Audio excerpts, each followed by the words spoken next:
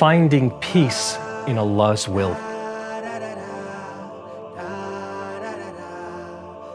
Assalamu alaikum wa rahmatullahi wa barakatuh. The Qadr of Allah, we say it all the time. Whenever something happens or doesn't happen, it's part of being a Muslim that we say, this is from the Qadr of Allah. This is from the will of Allah. There's just one problem. For a lot of Muslims, they have a struggle finding peace and contentment knowing that this is what Allah will. So let me give you an example. Somebody could be diagnosed with cancer. They lived a good life, healthy life, exercised, ate well, did all of the things you could possibly do to guarantee you'll have a perfectly healthy life. Till one day, they wake up, go to the doctor, and this is the diagnosis. They have cancer. Doctor literally says you have X amount of months or years to live. It's devastating for everyone. But one of the things that Muslims would say in a situation like this is the will of Allah. And if you don't understand how that works, you'll struggle understanding, why would Allah do this? Why would this be the will of Allah, that somebody suffers so much, that somebody go through that much pain? And it's not just on an individual level, just globally, look around at all of the problems and the tragedies in the world today. And we still say, this is the Qadr of Allah subhanahu wa ta'ala. So how do we find peace in all of that? Here's a couple of things, inshallah, that will help. Number one, Allah tells us throughout the Quran, one of His names is Al-Qadr. Inna Allah ala kulli shay'in qadir. Allah emphasizes over and over that He is the master and the authority that is in control of all of our affairs. What that should do for the believer is that you immediately develop this trust with Allah, that when you and we plan, that know that Allah knows what we don't know, so He's the best of planners. You have to trust Allah's plan. And the way to do that is to constantly remain close to Him through worship, through devotion, all the things that we're doing, especially in the month of Ramadan. These are the things that help you develop clarity and confidence, certainty in Allah's will. It's very easy, just like the Prophet ﷺ told us, that when something happens, the response of the believer is we say, Qadr Allahu ma sha'a fa'al. This was the will of Allah, and He does whatever He wills.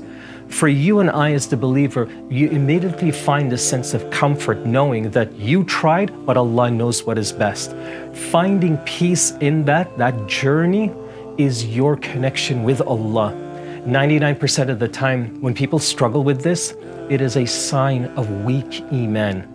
You've got to work more, you've got to learn, you've got to understand, you've got to develop yourself as a believer, and that requires you to learn the deen. That requires you to truly connect with Allah, talk to Him, spend time alone, worshiping and praying, and just make dua, especially in this month, and ask Allah to give you clarity in whatever confusion you have about Him or this religion.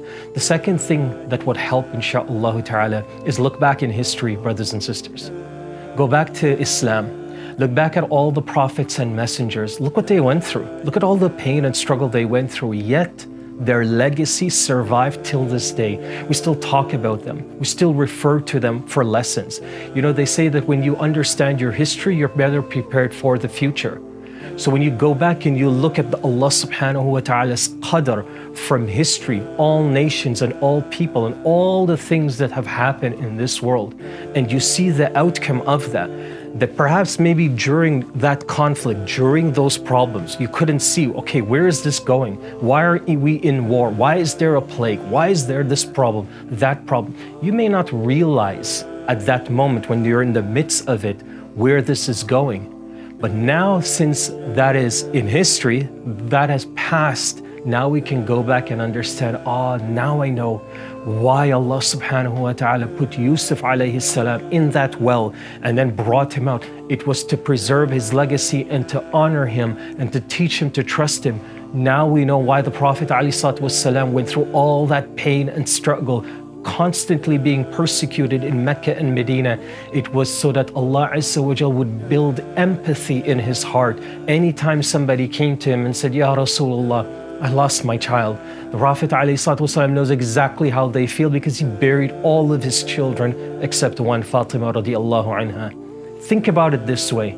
If you think about it and you take some time and reflect on history and the outcome of some of the most devastating and important events in our time, then insha'Allah ta'ala, perhaps that will give you the reassurance that you need. That, oh Allah, your Qadr, I trust it and I find peace knowing that you are in charge of all of our affairs. The true believer can do this. It is your Iman that allows you to find this sense of comfort and peace in Allah subhanahu wa ta'ala's will. So I pray insha'Allah ta'ala, especially in this month of Ramadan, especially during the last 10 nights, especially on Laylatul Qadr, the night of Allah subhanahu wa ta'ala's Qadr, that you are able to find that clarity and that yaqeen and certainty, insha'Allah ta'ala. May Allah Azza wa Jal accept from us. Allahumma amin.